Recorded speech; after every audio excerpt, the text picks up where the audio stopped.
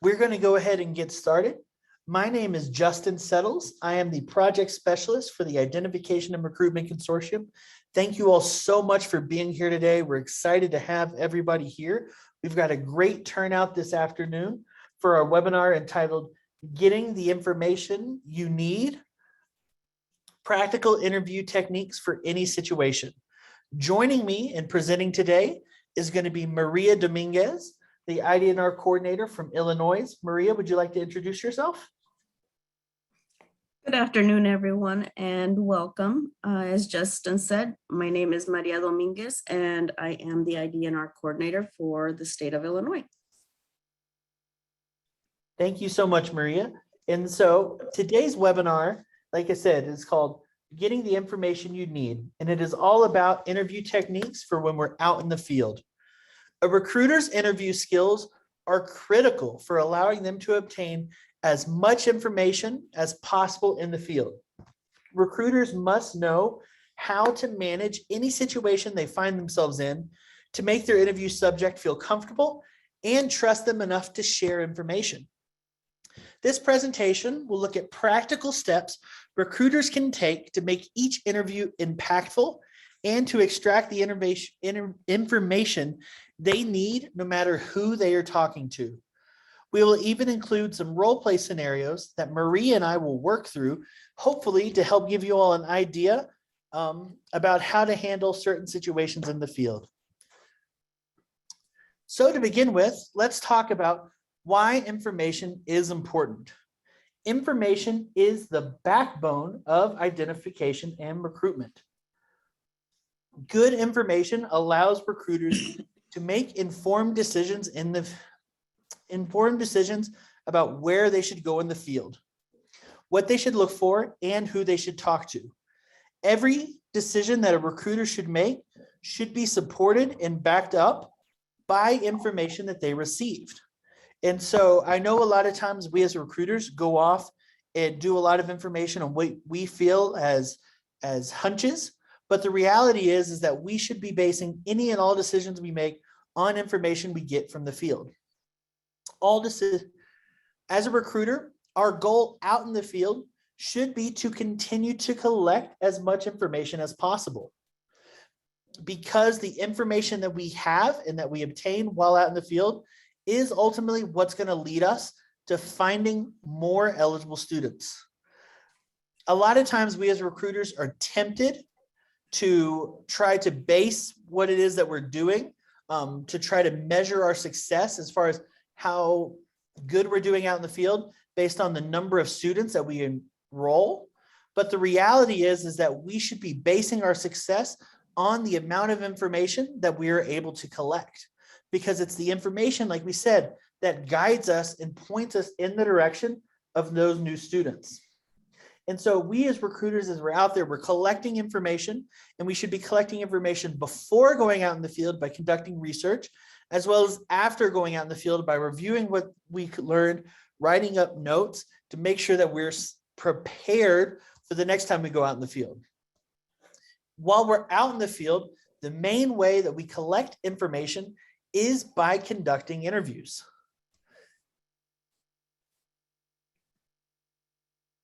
And so every conversation, a lot of times we as recruiters, when we think of what an interview is, we kind of limit ourselves and think of interviews only as eligibility interviews, or those interviews when we're talking with families in order to try to determine eligibility.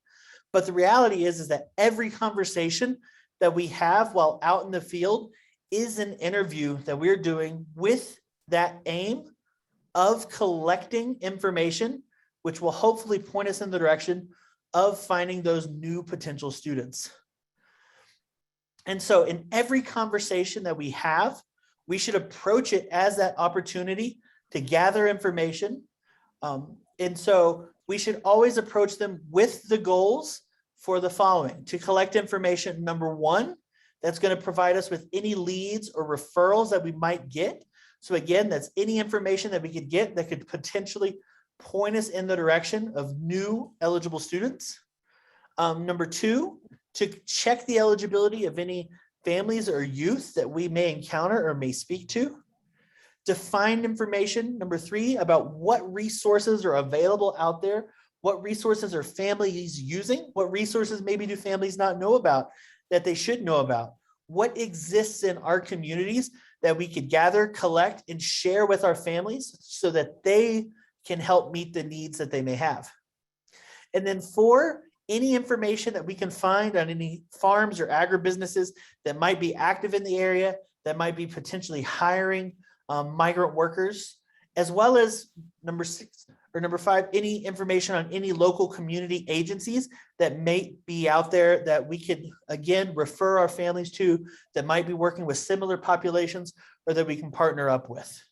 You know, anytime we are talking to somebody, our conversation that we have while we are out in the field should always point back to one of these goals or to multiples of these goals as we are striving and trying to aim to get that information. So what is an interview? An interview, as Justin has been saying, is any conversation you have with someone in order to obtain or exchange information. While working in the field, every conversation you have as a recruiter is designed to obtain the information that not only can lead to potentially eligible students, but it can lead to the discovery of new farms and businesses where you might find migratory workers, or it might lead to establishing those partnerships with the local community organizations that will be able to provide direct services needed by your families. It's important to remember that every conversation has a purpose.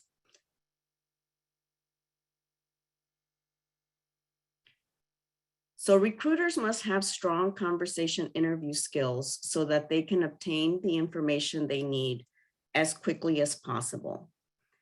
However, when you're in the field and you're approaching these conversations, successful recruiters are able to make their interviewees feel comfortable. One of the goals is to build trust and to start to establish those relationships. So knowing the right questions to ask to obtain the information is important, but at the same time, you want to make sure that you're taking the approach of more from a conversational standpoint versus having a checklist you're just trying to rush through, because the end goal is to try to establish the relationship with that person. It can take time for recruiters to be good interviewers. Recruiters must be patient and take the time to learn their communities, learn how different types of people respond, and learn what kind of information they should be looking for.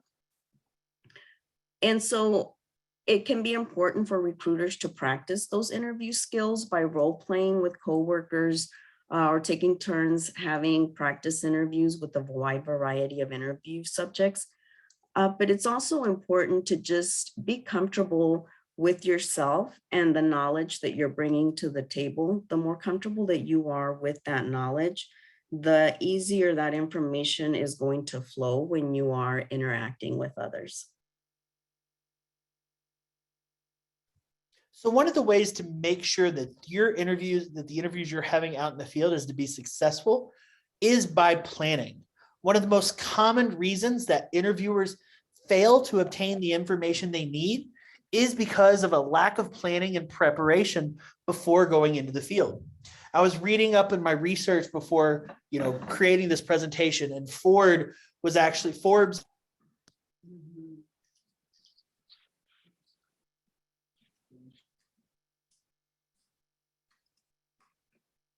Justin, are you there? I think we lost audio. Yeah, sorry, my microphone went out briefly. Can you hear me now? Yes. Okay, sorry about that. I have no clue what happened there. I just got a message saying that my microphone was no longer working. So I was doing and preparing for this webinar, and I was reading up from Forbes magazine, and they were discussing, some of the most successful journalists that have interviewed, celebrities over the time. And they always mentioned the one thing that every single journalist said as far as being able to have a successful interview, to get the information that you need, is to make sure that you were prepared ahead of time, knowing kind of the background, the context of what the interview is that you're having, as well as knowing exactly what you're going to say. Interviews often go wrong when you, as the person conducting the interview, do not know how to respond to a response that you were given or to a situation that you may encounter. And so for us as recruiters, we have to be prepared as we go out into the field for any situation we might have, that we might face. When you do not know how to respond to a situation, we're oftentimes kind of left struggling or panicking, and that can create anxiety. And then when we have anxiety, the person that we're talking to oftentimes can notice it, and it can start snowballing and making things go bad. And so proper planning ahead of an interview can help alleviate any nerves or anxiety that you may feel about any situation. It can help you avoid unfortunate circumstances, and it can help you to ask the right questions and increase the likelihood of you being able to get useful information. Remember, as you're going out into the field, that you are never going to have two of the same interviews. No two conversations with people are ever the same. Things are never going to go exactly, as we expect it to. And so you have to be prepared. And so before entering into a conversation, always ask yourself, what could go wrong in this situation? How are they likely to respond? And try to think of every possible situation that can occur so that you can have a response prepared ahead of time to meet them. Know ahead of time what information it is that you're actually looking to obtain. We talked about those goals earlier. And so anytime you're entering into a conversation with somebody, always be aware of exactly what it is that you want to ask, so that you can start prioritizing that information so you know what needs to be done. Think about what's your goals, as well as what are your overall identification and recruitment goals? What are your state identification and recruitment goals? And how the interview that you are conducting can help tie back into those overall goals. As you're thinking about the conversations, some conversations are never going to last as long as we would like. And so it's really important for you to be able to prioritize the questions that you're going to be asking. And so start thinking about, what are the things that you want answered? What are the information that you need that you can't leave without getting? And then what is the information or questions that you would like answered, but are kind of secondary that you can wait on if need be? And so write down a list of questions, if you're at home preparing to go out into the field, that you want to ask, especially if it's a really important conversation that you're going to be having, a really important interview. Maybe you have an interview with a farm owner that you've never talked to before, so it's going to be a big deal. So write down those questions that you want to ask ahead of time to make sure that you don't forget them. So as Justin said, once you have that list of questions, prioritizing is going to be key, so that you get all of the information that you're looking for. Those questions that are urgent and you need the information for fall under that must category of questions. And then you have the questions that you can save for later, information that might be helpful, but you can ask those in a follow-up visit. So some example questions for agribusinesses under that must category can be, do you hire seasonal or temporary workers at your business? How many people do you employ? How do you create the product? When is your busiest time of the year? When is a good time to speak to the workers? And are there any other businesses in the area that you might be able to speak to while you're there? And then some example questions for agribusinesses that you can follow up at a later visit might be, what is the agricultural process like there? When do the workers start to arrive? If they know of whether the workers are new to the area or if they've been living there. How often do they hire new workers? And if their employees might have immediate needs.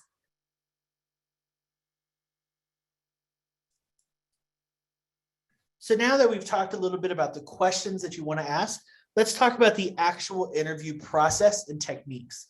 One of the most important things about any interview, no matter who it is that you're talking to, is going to be that introduction. I've, reading up on reports just about human psychology when you're meeting people, it states that most people within 15 to 30 seconds of meeting somebody are already making judgments about that person that's going to decide whether or not they build up trust with that person, whether they trust that person enough to share information, to keep a conversation going. And so introductions are really, really, really important. And so we have a quick comment. Kate from South Carolina had said that, noticing patterns of employees never wanting to give information out about their workers. One thing that I really want to stress with everybody is, we talked earlier about how it takes time and patience for recruiters to get skills in order to have interviews. And oftentimes it can take time and patience to build up that trust. And so a lot of times, we have to tamper our expectations a little bit, especially if we're going into a first conversation with maybe a farm or agribusiness owner. We'll talk about this maybe a little bit later when we go specifically and talking about, conversations with those farms and business owners. But we want to make sure that we have our expectations that are realistic about what we're able to accomplish. And a lot of times, if it's just a first introductory conversation, our goal is going to be about getting them to be aware of the program, what it is that we're doing, and then so that we can help develop that relationship so that over time, they might be able to share information with us. But as we're talking about building up trust, like I said, the most important part of an interview is going to be that introduction, because again, that's how people get familiar to who you are. It is going to kind of guide the flow of the conversation that you're going to be having. And so to begin with, you want to make sure that your introduction is as short as possible. If you keep your introduction, you're introducing yourself, and you go on for too long, that's a real quick and easy way to get people to kind of lose interest and lose their focus. And so we want to make sure that our introductions are as short as possible, but also contain the information that is important. If you share too much information too quickly, you can overwhelm your interview subject and potentially close the door to any other important information that you might be able to obtain. And so oftentimes you'll hear this is about creating an elevator pitch. And so the best way to guarantee that you keep your introduction short is by creating a go-to elevator pitch that you can use regularly each time that you speak to, a farm owner, each time you speak to a community partner, or each time you speak to, even a family, so that, you can find what works and then use that relative or regularly. An elevator pitch, for those that might be unfamiliar with the term, is just a short description that introduces who you are, what you do, and the purpose of your visit in such a way that any listener can understand in a short period of time what it is that you are there for. And it should provoke the listener to want to continue having that conversation with you. So any elevator pitch should invite further conversation between you and the person that you are speaking to. Creating an elevator pitch is truly a crucial skill that all recruiters should know. Recruiters are going to be meeting people every day out in the field, and they must quickly introduce themselves and explain, why it is that they are visiting that location. Workers in the field, farm owners, and even families, may not have more than 30 seconds to listen to what a recruiter has to say. We've seen a couple comments in chat talking about, the difficulty it is that speaking to kind of farm owners. We have one comment that talks about, sounds like they're trying to do a brush off. And I think, a lot of times we have to realize and recognize that when we are having or approaching, farms or businesses about having these conversations, they are busy too. And so, whereas what might feel like we're getting brushed off or pushed aside, or they don't want to speak to us, very well could also just be that they themselves are busy. And so we have to keep that in mind. And so it's important to recognize that, we might not have more than 30 seconds. And so we need to make sure that our elevator pitch is good to go so we can take advantage of that time that we do have. So you want to start by setting the tone early with your elevator pitch, because again, like I said, it's going to guide any conversation that you do. Let them know why you were speaking to them, and be clear exactly about what it is that you're looking to accomplish. A lot of times when we're focusing on our elevator pitch, we only focus on the verbal component, the words, but body language is also so important. Body language is a large part of communication. So when we're conducting, these introductions, introducing yourselves, you want to make sure that you stay positive with your body language, that you're at ease. Don't show that you're nervous or scared. Even if you are, do your best to look comfortable, to smile, because that's going to make the other person feel a lot more comfortable as well. And so what should your elevator pitch contain?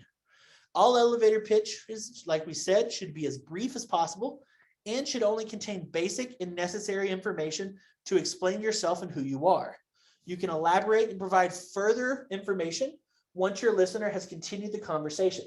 Again, elevator pitches are invitations to continue conversations, not the conversation in and of itself. You should always match your elevator pitch according to your audience.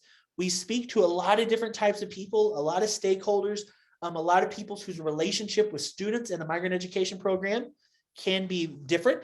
So we want to make sure that we're matching what we have to say to our audience's needs and to their interests. When preparing your elevator pitch for these different audiences, always keep in mind that for some audiences, there is information or words that you can avoid because it can complicate the situations.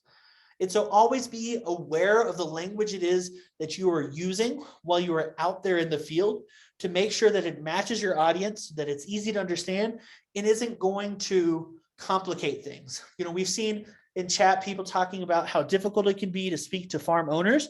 And so be aware sometimes that, there's certain words that might be, that might create a negative response with farm owners. Even the word migrant, we know recruiters all over the country have struggled with the word migrant because that word can mean a lot of different things to a lot of different people.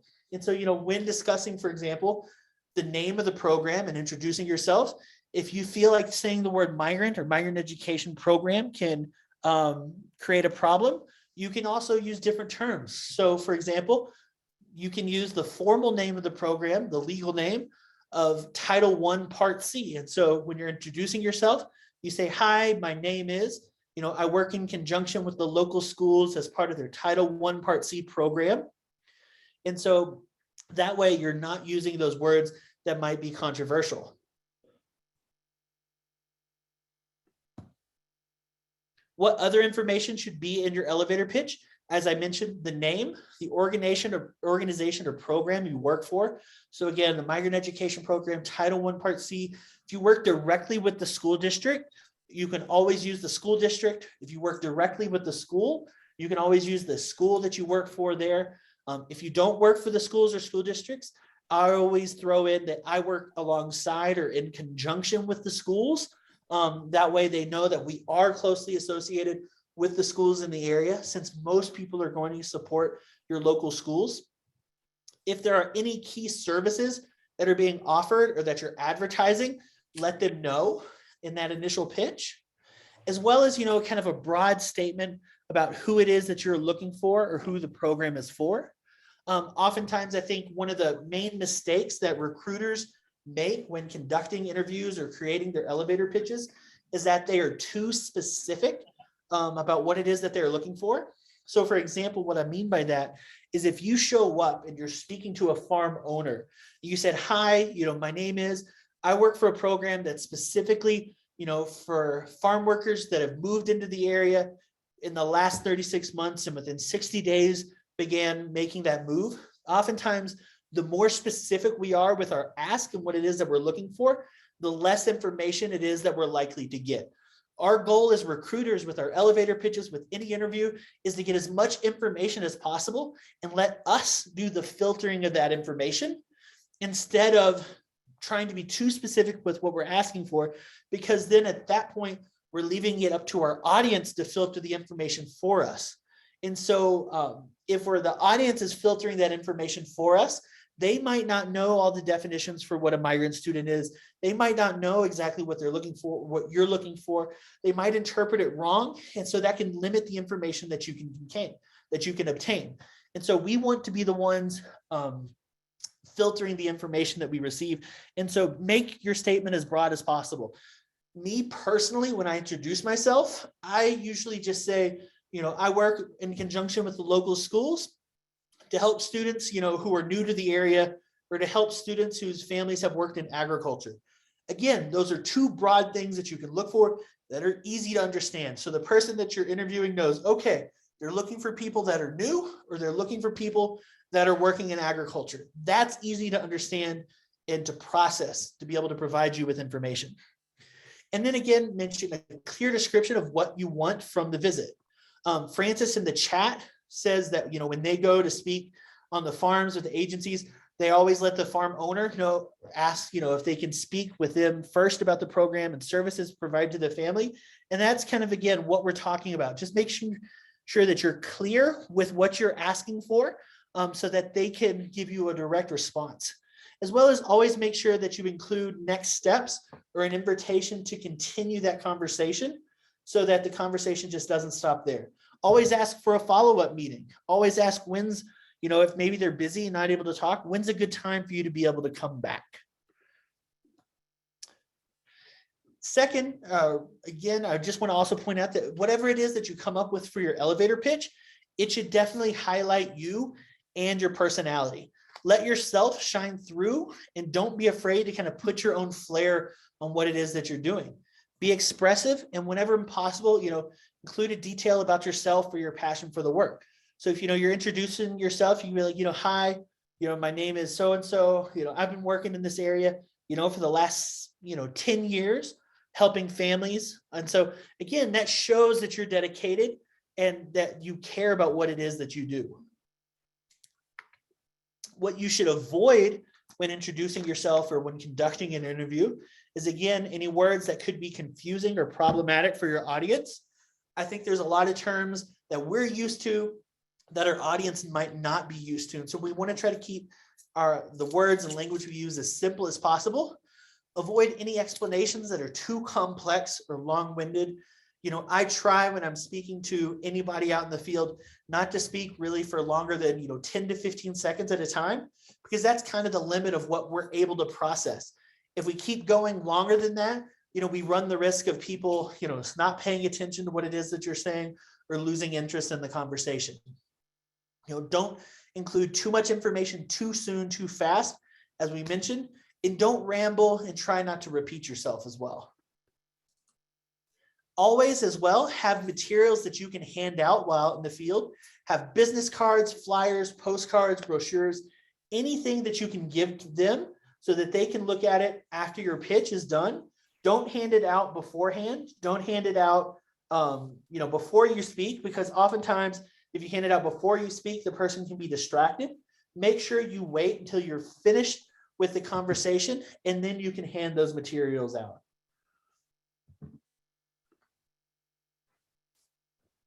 It's also important to know your audience's needs. The best way to entice someone with your elevator pitch is to clearly identify their biggest needs and how the migrant education program can help meet those needs.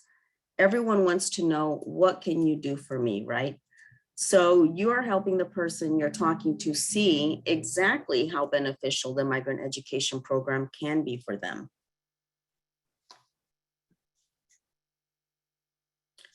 Examples of possible needs that your audience may have that MEP can help with include noticing that children of farm workers don't graduate from high school.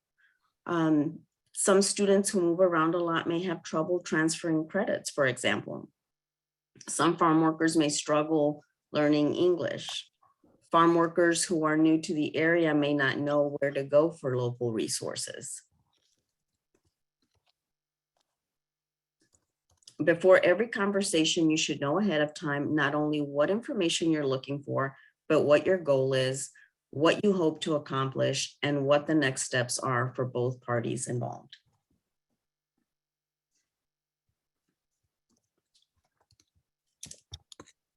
One common need that can be brought up to everyone you speak to is the importance of education for migratory families.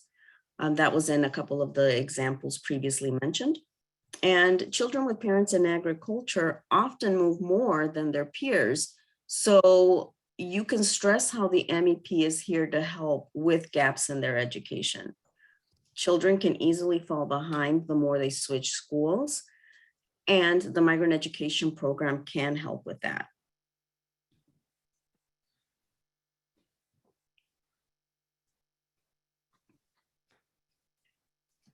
The use of information you know about your local population will help you express the needs of the area. How often are people in your area moving? If you know how often people move, you can use that information to prove the need for the migrant education program. So once you have the needs of your audience down path, it's time to kind of target your pitch and target your interviewing techniques specifically for your audience. Choose carefully how you're going to describe the migrant education program and the language that you're going to use, as we mentioned, and avoid any words that can be left open to interpretation, and make sure that you make it clear that the migrant education program is for anyone who meets the eligibility requirements. And so now we're going to transition and talk about some specific audiences that we encounter regularly in the field. The first one is, how do we create an elevator pitch for farmers, and how do we have those interviews with farmers? We know it's an area that a lot of people really struggle with, as we've seen from the chat. And so what are kind of some tips that you can have? To begin with, when introducing yourself or creating your elevator pitch for farmers, always think of the ways that the services you offer the students can be helpful or beneficial for the farmer. For example, migrant education program can help non-English speaking students and families, learn English through English materials. I know a lot of states have been doing virtual English lessons. Even South Carolina, shout out to them. I know they're in chat. They've been posting great virtual English lessons on a Facebook page that they created. So there's a lot of different ways that you can provide those kind of resources. And so, let the farmer know, hey, we can help your staff, learn some English so that they might be able to better communicate with the farm owners. As well, you can also provide referrals for students and their families to help them with any needs that they may have. So I know that a lot of times, especially for highly mobile farms, so when farms that are bringing in people from outside the state, people that are arriving might not know what kind of resources are available and what resources are really out there. And so let them know that, hey, you can kind of help them get connected to what they need so that they can be at their best to better perform for the farmers. Migrant education program can also help the lives of farm working families, like I said, by showing them the resources in the area and providing referrals. One of the things that I've noticed over the time is that a lot of times farmers may believe they already provide for a lot of the needs of their workers, and it can even be a point of pride for a lot of farmers. I know I've had a lot of situations where I've run into farmers, they're like, oh, my staff, they don't need anything because I give them everything that they need. So, you need to be prepared for that situation and when that encounters. And if they do have their response, you can always just let them know that, hey, we understand that you're doing a great job providing for your workers, but just in case there is anything that maybe you weren't prepared for or didn't expect, we can be there to help you out so that they know, that you respect what it is that the farmer's doing, but that you're working alongside them. And it's just a great example of how sometimes we have to be flexible with our pitches to demonstrate alternatives. Get creative in how you can help meet those farmers' needs. Maybe they need help with some translation or help with training on site. Again, always check with your supervisor. Each state may have different rules or regulations when it comes to translations. So you want to make sure that you're following your state's requirements, but maybe there's something there that you can do to help the farmer out. If it's an official training that has to do with like pesticides or something like that, make sure to work alongside your local agriculture extension offices or farm service agencies.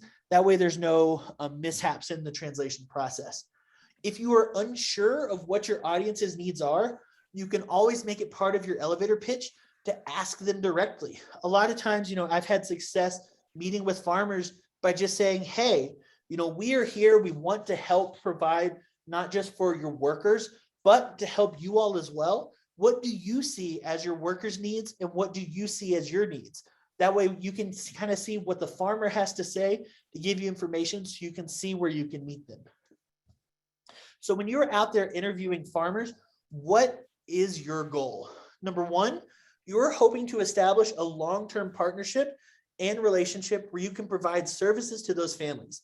Again, we saw in chat, people were talking about like feeling like they get brushed off or people hesitant to talk to them. And a lot of times, that may happen. Again, if people are really busy or if it's that first conversation, just kind of let them know that, hey, we're going to be in this area. We want, this to be a partnership. We want this to be a long-term relationship, not just something that, you come around once every couple of years for. And so you're building up that trust, which will hopefully make those conversations in the future easier. Each conversation, you're laying, the bricks, the groundwork for that deeper relationship. Your next goal is that you are hoping to speak, to as many workers as you can at a time that is convenient for them. Again, we want to make sure that we're not distracting from the work that's being done. We're not taking away from the work that's being done. So we want to speak to people only when they are available. You're hoping to share a way to get referrals or information, whether that be through surveys, the IDRC electronic survey tool, or whatever way you might have to get information. And you are hoping to leave flyers, brochures, or business cards if you can't speak to the workers. Ask, to put that information in areas that would be highly visible, or even, put, brochures and flyers on windshields of cars out in the parking lot. And as far as like what the next step goes when you're working with farmers is, again, you should always push to speak to all the workers at the farm or agribusinesses. Even if the worker does not qualify themselves, letting them know about the program to raise awareness is important because they might know someone else who could use the information in the community or somebody else that may qualify. And so you want to try to speak to as many people as possible and hand out those flyers and brochures to as many people as possible. And so now we're going to do a brief role play scenario while we have time between Maria and I. Maria is going to act as, the farmer in this situation, and I'm going to act as the recruiter. And so just to kind of give you some ideas for what it's like out in the field, we're going to role play the scenario of a recruiter introducing, the program to a farm business owner. And as you listen, think about what did you like about how the situation is handled? Is there anything that you might have done differently about the situation? What have you learned? And just kind of let us know in chat. All right. You ready, Maria? I'm ready. All right. Again, imagine that you are approaching a farm. Maybe you're going into the office to speak to the farm owner and you're going to introduce yourself. Hi, my name is Justin Settles. I work in conjunction with the local schools as part of the Title I Part C program to help students who have recently arrived in the area. And we're just kind of out here getting to meet and know everybody out in the community. I wanted to stop by and introduce ourselves. How are you all doing? Hi, young man. We're fine, but we don't have children here. We don't have children here. I don't want any trouble. We don't hire any illegals. There's no children working here. Well, a lot of times, new families that move into the areas, they find work working on local farms just like here. And so people can come from a lot of different backgrounds. And so, we're out, we know your busy season is coming up. People might have started to arrive to work here. And so we just wanted to introduce ourselves to kind of let you know who we are. So we could help any families that might come and might work on the farm. No, I have a fella who does the hiring for me, and he takes care of all that stuff. I don't know nothing about the families. I don't know nothing about that. They take care of it all. Oh, that's awesome that you have somebody that can help you that way. Are they around right now? Would they have a time to be able to kind of chat so I can introduce them, myself to them and let them know kind of what we offer for those that might come and work on your farm? Well, Jose's a busy fella, he's out in the fields right now. Oh, of course. We know, especially this time of year is busy for you all. The last thing we want to do is to take away from any work. What time do you all finish? I would love to come by maybe, as work is wrapping up, maybe I can speak with him, get his phone number at the end of the day. Well, he might be available about 4 or 5 or so.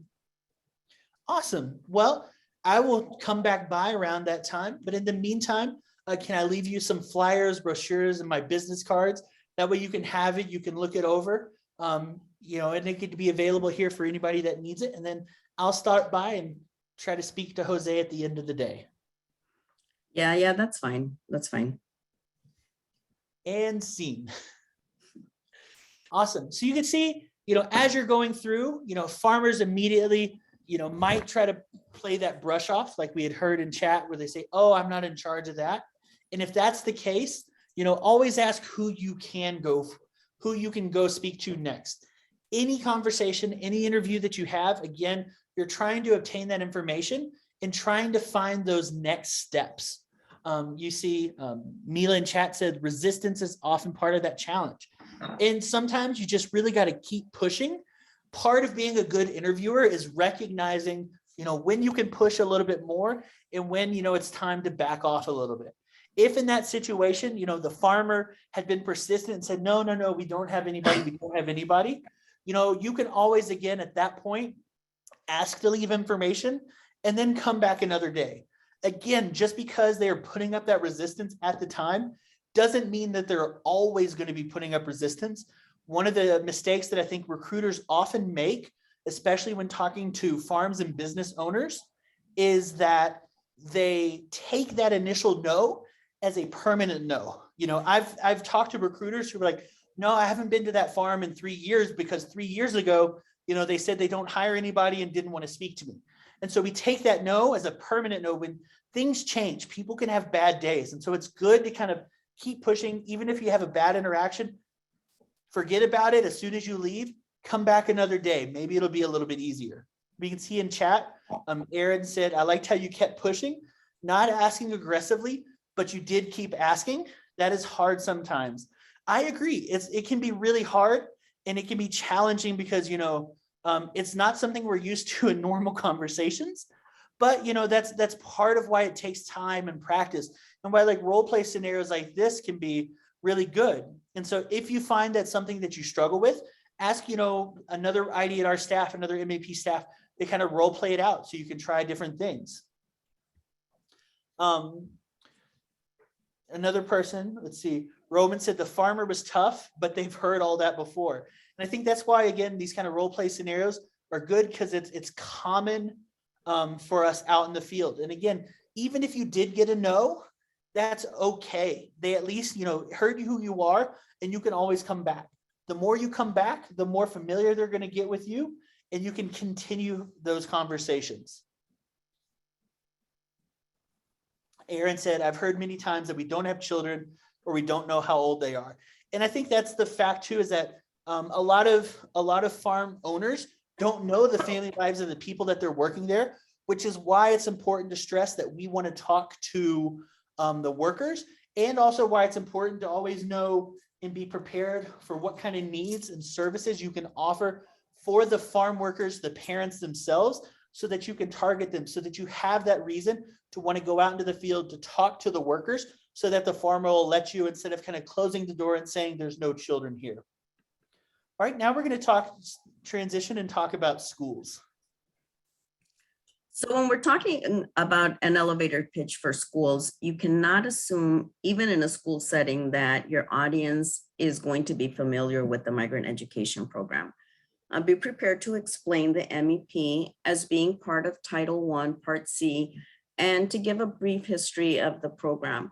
You heard Justin do that in the scenario we just role played.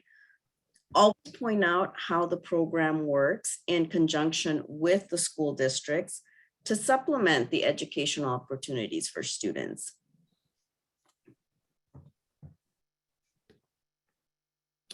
Teachers might not have access to information on the type of work that families are engaged in or previous work history.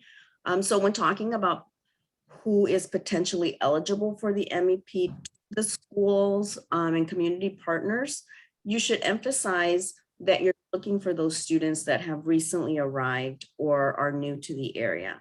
These students are more easily identifiable for those unfamiliar with MEP guidelines.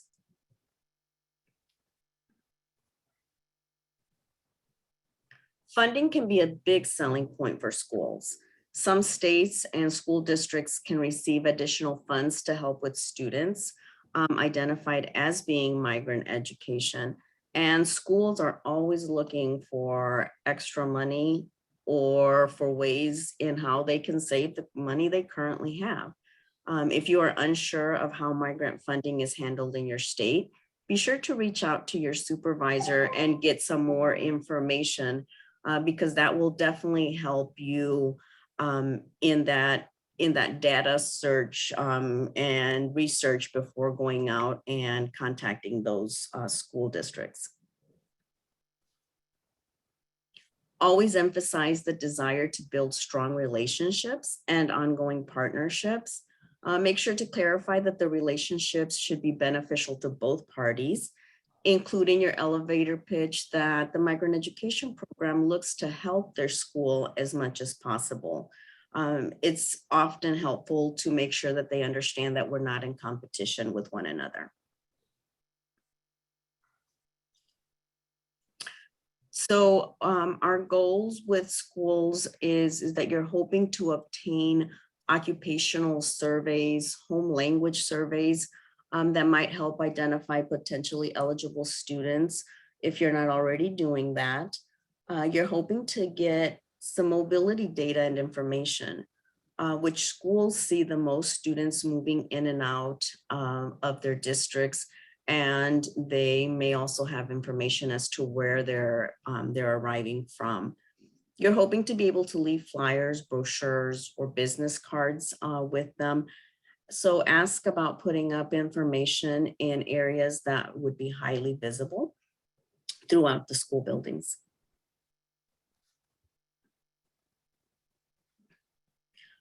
So what are our next steps for schools? Always plan follow-up meetings with the superintendent, Title I director for the school district. Your homeless liaisons are often some of your best connections within the school district. In some areas, depending on the circumstances, many of our families might qualify under McKinney-Vento, and so the homeless liaison might be working with those students already. Let them know about your current recruitment efforts, what kind of services are being offered, and see what kind of needs they have identified in their student population. So we were going to role play a couple more scenarios, but we're kind of running short on time. So Maria, I think we're going to have to keep going. Okay.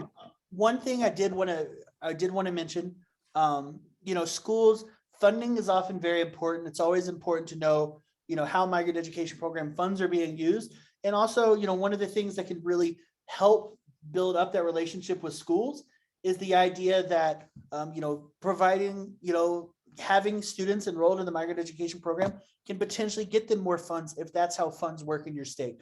So again, reiterate, if you're not sure how funds are allocated in your state, talk to your supervisor about it. I also, before we continue going on, Marcia mentioned something in chat about, how they had an experience where they talked to somebody at the meat processing plant. I believe from what it sounds like, it was probably over the phone, and they weren't very nice. And so they didn't give them the chance to continue.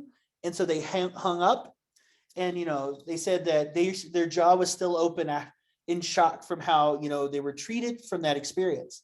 And I think for us, as much as we try, sometimes you can't avoid negative experiences.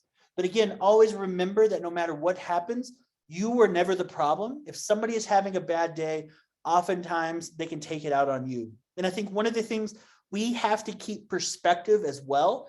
One of the things that helps me stay calm during interviews and kind of roll with the punches and be flexible as I'm out in the field is that, I try to keep the perspective on the people that we're talking to. And so, for example, if you're on the phone, or even if you just show up to a farm business, think about the kind of people that normally show up.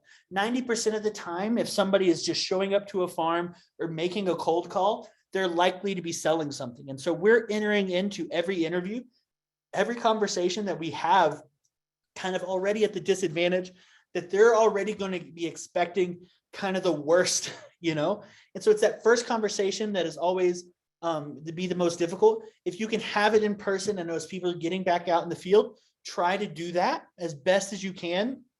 And, if you have a bad experience over the phone, try to go and visit in person if you can. Sometimes that's not possible. Sometimes you can just keep trying. If you have a bad experience talking to one person, try sometimes to speak to somebody else. One of the techniques that often really helps, and that has helped for a lot of salespeople that are out in the field, is like, if you find a wall, maybe at management or a farm owner, somebody doesn't want to talk to you, maybe they keep hanging up on you. Try to find somebody that is lower in the hierarchy at the business so that they can introduce you to their supervisor, so that you have somebody at the business that is vouching for you. Oftentimes, our initial instinct is kind of keep going up the hierarchy to management, to owners, where sometimes, if we go lower, we can get that person to vouch for us, and that's an easier way to open doors. So now let's talk a little bit about families. When giving your elevator pitch to families, emphasize how the migrant education program benefits not just the children, but the entire family. You want to always have something tangible and practical that you can share with the family, as part of your introduction, such as books, English learning materials, resource guides are great to hand out, hygiene bags, etc. Use your elevator pitch to kind of help build up that rapport and trust with the families you're speaking with. Get to know the population in your recruitment area. Remember that migrant education program student base is very, very diverse. Students come from a wide variety of backgrounds. We focus primarily on Spanish-speaking families, but they can come from a large variety of different countries and speak a lot of different languages. So get to know your area as best as you can, so you can kind of try to get to find as many families as possible. Learning more about the population can also help you better identify their needs, so you can target your elevator pitch in your interview for them. Always emphasize that all information provided is confidential and will only be used to help determine families' eligibility. I think we're seeing more and more around the country, families kind of worried about their privacy, worried about enrolling in school. And so it's really important to emphasize that confidentiality aspect of it, as well as to let them know that you are there to speak to them, determine if they're eligible to receive the help and the services. Another great selling point for your elevator pitch to families is that the migrant education program is a national program. And so even by enrolling in the program, they can continue to help receive benefits as long as they are eligible in other states that they may go to. So point out that by enrolling now, you can actually help them gain access to resources quicker whenever they may move to another area. So what are your goals for speaking with families? Number one, you always want to see if the family qualifies. You want to see if the family has any needs that need to be met. And if the family is already enrolled in the program, you want to see how their services are going. Do a check just to see, how are they feeling about the program, how things are going, just to make sure that, they understand the services of the program. They understand what it is that you all do and provide, as well as you want to check to see if they know of anybody else that may qualify. A lot of times I think we try to limit the scope of who we're asking for, but even if they know of family members maybe in another state, ask them that, and you can pass that information on to the state so that we can help one another. Always try to get information that can point you in the direction of where you can go next, as well as you want to leave them with a way to give you more information or to get in contact with you in the future. Always leave, a business card or something like that so they can know how to get a hold of you. If you are able to obtain any information from the family about anyone else that may qualify, be sure to follow up and let the family know that you followed through on that. If you follow up, speak to, or use information that you provide, let the family know that you did speak to them. Because if people know that you are following up and following through on the information you receive, they're likely to give you more information in the future. If a family has a need, make sure you do not promise anything that you can't follow through on. Don't ever make promises you can't keep, because oftentimes a broken promise with a family, a farm worker, or even a farm itself can leave a lasting damage to the program and can affect recruiters in the future. So only ever offer services or referrals that you know can be taken care of. And again, just like with farms, we were going to role play a scenario about a family that might be hesitant to enroll in the program. Time and patience. Sometimes, maybe a family is hesitant about signing up, hesitant about giving you information on that first visit, but keep at it, keep speaking to them, keep building up that relationship, and let them know that, again, privacy is important and key. So now we had a couple of other slides that we were going to talk about, but I think we're going to be wrapping it up. Did want to highlight Sarah Seamont, the director for the state of Idaho, made a great comment in chat saying that they have a letter for employers that they give out to recruiters so that recruiters can send it to them ahead of time, letting them know about the program and that they're going to be contacting them. And if that's something that you can do as well, I think that's really great. If you know the farm's email address and their address, you can always send out a letter or flyer advertising the program, ahead of time saying, hey, we're going to be coming on this date. We would love to meet you. That way they're aware already. Similarly, if you have relationships with other farmers, if you have relationships with the local farming agencies, or even like the local farming co-ops, I have no recruiters that have stopped off, made relationships with co-ops so that the people at the co-ops can introduce you to farm owners. If things are especially trouble, like finding problems, we talked about finding somebody else in the organization. Try to find somebody else in the community that you can talk to so that they can introduce you. Sarah says that if anybody wants to see the letter, that it's publicly available on the Idaho website. Thank you so much, Sarah, for that. I would love to, I think people would be really great to see that. So as we're wrapping up, one thing I did want to promote is our Summer Recruitment Institute. And so IDRC is going to be hosting a virtual conference on May 23rd through 27th. The entire institute is free for anybody to attend. The registration link I'm going to provide in chat right now. You can go through and sign up. It's going to be virtual. You can come and attend one session. You can attend multiple sessions. All sessions are going to be recorded and are going to be available at a later date as well. But we would love for as many people to be there. We're hoping for about 1,000 people to sign up. And so we would love for you all to enroll. We're going to be talking specifically more if you're interested, in learning more about talking, to farm workers and businesses. We're going to have a whole presentation that's specifically targeting what can you do, to better build up your relationships and talk to those farm workers and business owners. So that's something that we see people needed help with, in chat today. And so we'll be talking about that during our Summer Institute. So feel free to sign up. Again, everything is free and we would love to see you all there, May 23rd through 27th.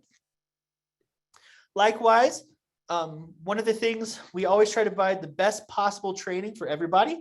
And so if you wouldn't mind filling out our training review form, I sent the link in chat to everybody to fill it out as you can, just to kind of let us know how we're doing, as well as there's an opportunity in there to let us know what or other topics you would like to see training on.